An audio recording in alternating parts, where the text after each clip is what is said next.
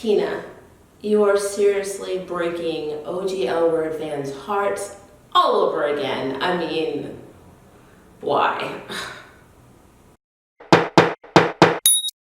Hi guys, my name is Rhea Park and this is Approach to Nerd, and in this episode we are talking about L Word Generation Q, episode 7, entitled Lose It All.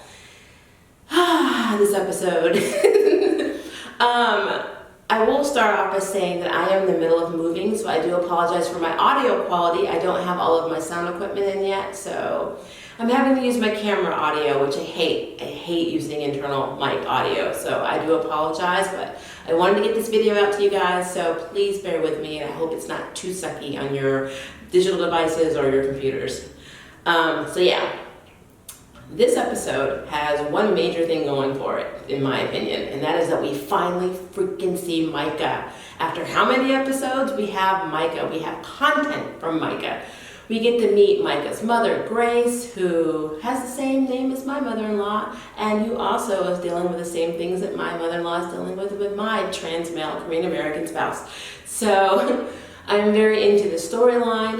We learned that Micah's father has passed and that Micah's father was the more accepting one in the relationship. So yeah, we got a little bit more kind of backstory on Micah. We also learned that his mother loves, she loves the pot gummies. She had 4 of them, and I think she bought 24, he said, when she got off the plane on her way to visit. So yeah, she's a pothead at this point. To each their own.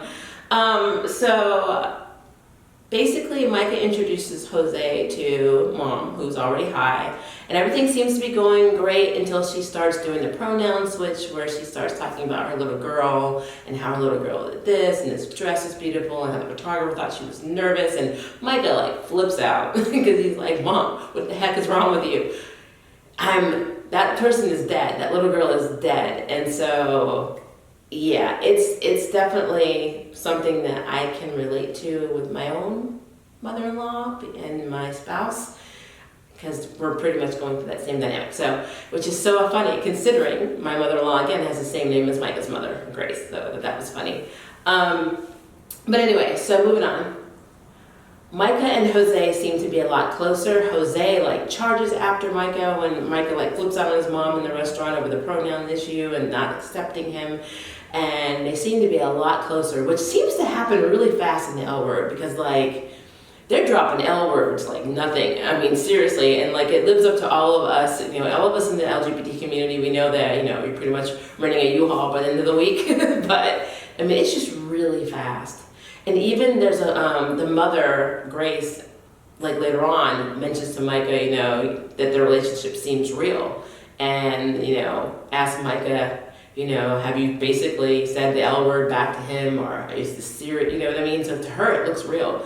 And it does. It does look like Jose is 100% into Micah. But I think Micah is just very, very, very reserved and very cautious when it comes to relationships. So, I mean, the only other relationship we know about is Danny. And that's when, that's before Micah even came out as trans and was basically identifying as a lesbian. So I don't know what's going to happen with Jose, but I will say I did like the fact that he stood up and says, I see you and I'm here for you. So that's awesome. I'm so happy to have Micah, but again, it is sad that we still have to have more. It's almost like almost every scene we see with Micah now is with Jose, except for the couple that we had with the mother today.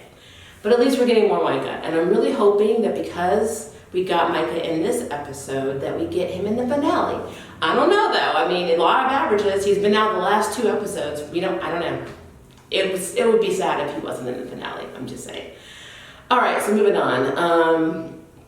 So this thing with Danny and Sophie, and now Danny, Sophie, Finley, and Bet is really aggravating me because it's so hard to follow. Like in one episode, we have Danny saying, I don't have anything to talk about, and yelling at Sophie, and the next she's like lovey-dovey, and then next she's like preoccupied with work, but then now it's like, what the heck do you want, woman? To me, it is obvious that she has a strong attraction for Bet. And I mean strong attraction for Bet. And at the same time, Sophie is so lonely now, that basically having Danny dump her at a moment's notice, that she's turning to Finley. And that's just crazy to me. I mean, Finley, God bless her, she's there. She's 100% there for Sophie. As a matter of fact, Sophie is the one relationship that I've seen in the L Word Generation Q since we've seen the very first episode that Finley is 100% devoted to. So, I mean, for example, Sophie's grandmother hits her head. She falls and hits her head and she's hospitalized. And Danny says, I'll come to the hospital. I'll cancel my day. And Sophie's like, no, just go to work. And then she goes to the hospital, and then of course Finley brings all Sophie's favorite snacks and like coffee and like all of this stuff. And Sophie's like, I wish Danny would have come, and even Finley's like, no, you have to tell people what you want, that's effed up. But it's like, in a way though, Sophie is Danny's fiance. She should have pushed a little harder, to be there. I think she's not seeing just how lonely and how closed off Sophie is becoming to her. Because she's so used to Danny putting her job and Bet now above their relationship, and they're getting married. So like, it's such a weird thing to watch. But the whole thing with Bet, even in this episode, Danny was like stargazing when she wasn't going off on people on the coffee line and like snapping and cussing a lot, which basically she is very much like her father. It's interesting. But yeah, so this whole thing with Sophie and Danny is weird. Sophie kissing Finley was interesting. I don't know. I mean, we kind of saw it coming. I mean, they were like all gaga and stuff when they were drunk. So, I mean, I just don't know if Sophie has actual attraction to Finley or if it's just because she's so lonely. And so on the verge of heartbreak from being what she feels abandoned by her fiance. They live together, but it's like she's not even there. She's so closed off. And Danny is very closed off to Sophie. So this is an interesting predicament. I don't know if they're going to make it down the aisle. I don't think they are. We have one episode left. I don't see any wedding bells. I know in the preview, Danny mentions, hey, we should just get married. And Sophie looks all guilty and stuff over the Finley kiss. But at the same time, I also think she's probably thinking, but do I really want to marry you and have this crap the rest of my life? So I don't know. It's weird. It is very weird. I also thought it was strange when Finley walked in the bathroom early in the episode and Sophie was in the shower and Finley was a little bit commenting on her body and I'm like, it's not what friends do. So, but I do love Finley. Finley is adorable. Can be annoying, but very, very adorable. So I don't know. It's this whole thing. It's like I said about Alice last week, which I'll talk about in a second. It's a train wreck. It really is. It's like you see them on the train, you want to tell them to stop, but you can't. So they're going to inevitably either fall off the train or get hit by it. I don't know. But it's crazy. So let's go back to another subject that I mentioned in the opening of this video, and that is Bettin Tina. So last episode at the end, when Bet was hugging Tina and saying, please don't go, it looked like, okay, maybe they could try to rekindle something, even though technically Tina has a girlfriend named Carrie. Well, in this episode, it kind of had a little bit more of the whole fan baiting, where it looked like maybe they were going to get together. They were talking about hearing, Angie's first heartbeat with Shane, who's very nervous about the experience with Kiora that day. And Bet grabs Tina's hand. It really looked like things were going to go OG L Word, first season L Word, where they were going to rekindle their stuff and get back together and be endgame. Tina even asked if they can have dinner later. And Bet offers to cook. And they talk and everything looks like it's going great. And then Tina drops a bombshell that every LG fan probably broke their wine glasses on. Oh, by the way, Carrie asked me to marry her and I said yes.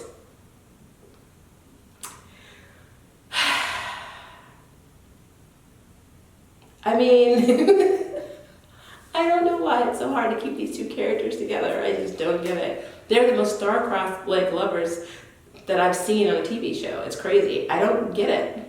They've gone through so much crap. And there's obviously still chemistry and attraction for each other, but it doesn't seem to matter. It just always ends up this way. I don't get it. So, I don't know.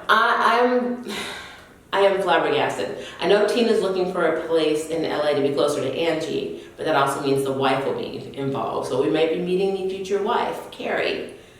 but it's a mess. And then on top of that, I want to say his name is Milner. I always forget the candidate's name that Bet is running against. I'm going to call him Milner. He did a negative homophobic ad campaign. It's 2 weeks before the election. Danny wanted to do one back, or she actually had a friend who warned her about it. And Bet's like, I have morals, I don't want to get into all that. I'll just get into politics. And she was right. The ad campaign came out. The ad campaign came out while Danny basically was told by Finley that, get your butt to the hospital and see your fiance, because I'm not her fiance and I'm there. But right in the middle of this moment that, Sophie and Danny are about to have, the ad campaign comes out. And of course, it's this really horrible homophobic message, something along the lines of, oh, she wants to be your mayor, but the only thing she's really good for is sleeping with your wife, or something along those lines. It was very negative. Of course, Danny's like, I told you so. And then Bet, says, well, if you think I'm going to let this homophobic piece of crap get this over on me, you don't know me very well. And of course, if you look at Danny's face, Danny was turned on. and of course, they start drinking whiskey together. And then, of course, simultaneously, that's when Sophie is basically telling Finley goodbye at the hospital. And Finley is like, I can stay here, I can sleep anywhere, blah, blah, blah. Do you need anything? I can go back and get your pillow. And then Sophie grabs Finley's hand and then kisses her. So simultaneously, Danny didn't really cheat, but she's emotionally cheating to me, and Sophie, she physically cheated. So yeah. So Bet's not doing well with Tina, and of course we're into the Danny and Sophie thing is just all over the place. Finley's just out there, on the wings. So far, the only two couples that are really doing well, it seems to be Micah and Jose, technically, and then of course Angie and Jordy, which we didn't see in this episode. So then we're going to get to one of my most favorite dysfunctional characters, and that is Alice. Alice. And I said this in my last freaking video. What the heck did you do? Why? This throuple thing with two ex-wives was never going to work. I personally would never have a throuple, but I'm not going to judge anybody for their life choices. But if you're going to do a throuple, do not do it with two ex-wives who have baggage and emotional issues and who have not gotten over each other. They haven't. So what happens? Gigi and Nat sleep together. And Nat comes home. Alice comes home and sees them in bed. And she's upset. And I'm part of me is okay, I get it, because it's not the three of you, but the other part of me is but you opened this can of worms. You opened the door to this. You cannot be that naive. So yeah, Alice went to lunch with them a few days later after the incident, because she kind of stormed out, and she realized that she finally is seeing that it really is two ex-wives that are trying to get back together, and they're just saying they're including her, but they don't actually need her. And if she just really had common sense, she would have seen that from the beginning. It's pretty obvious. On top of that, Alice is in danger of not getting a second season to her show, so she said, I have something viral for you, to use, and I'm really hoping it's not the throuple status video, because, it could be that, or it could be, she could be basically giving them more gossip about Bet and Felicity and how she didn't find out and blah, blah, blah. It's going to be one of those two. Whatever her viral video is probably really messed up, and it's going to hurt somebody. But she's in danger of losing her show, and a desperate Alice makes desperate choices. And she's not the best at making decisions, I'm just going to say it. She hasn't ever been since Dana in the original series of L Word. Alice just doesn't know how to get it together.